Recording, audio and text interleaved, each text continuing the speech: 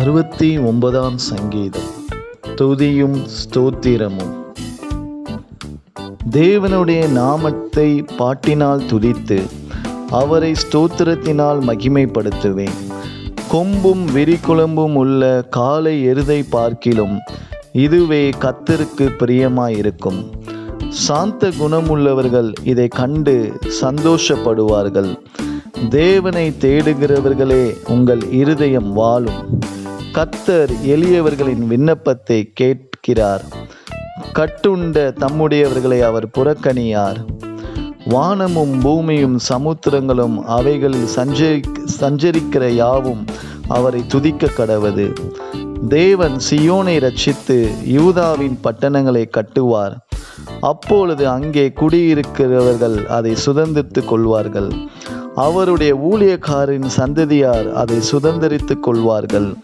அவருடைய நாமத்தை நேசிக்கிறவர்கள் அதில் வாசமாயிருப்பார்கள். இந்த இரவு வேளையில் தேவனுடைய நாமத்தை நாம் துதித்து ஸ்தோத்தரித்து மகிமைப்படுத்துவோம். வானமும் பூமியும் படைத்த நல்ல தகப்பனே, உம்முடைய நாமம் மேன்மையான நாமம். அப்பா, கொம்பு விரிகுளம்புள்ள காளை எருதை பார்க்கிலும் உம்மை துதிப்பதும் ஸ்தோத்திரிப்பதும் உம் நாமத்துக்கு மகிமை கொண்டு வருவதை நீர் அதிகமாய் விரும்புகிறீர் தகப்பனே. எங்களை சாந்த குணமுள்ளவர்களாய் மாற்றுங்க ஆண்டவரே. தேவனை தேடுகிற இருதயம் எங்களுக்குள்ள எப்போது இருக்கட்டும்.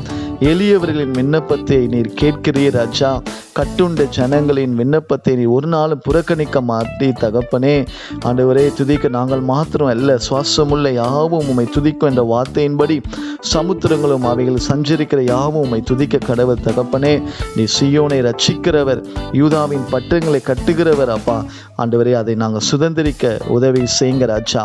உடைய ஊழியக்காரர் சந்ததியார் அதை சுதந்திரித்து கொள்ள நீங்கள் உதவி செய்யுங்க ராஜா. உடைய நாமத்தை நேசிக்கிறவர்கள் அதில் வாசமாய் இருப்பார்கள். ஆண்டவரே, உம்மை நாமத்தை நேசிக்கிறவர்களாக துதிப்பவர்களாக எங்களை ஒவ்வொருவரையும் மாற்றுங்க. இயேசுவின் நாமத்தில் ஜெபிக்கிறோம்.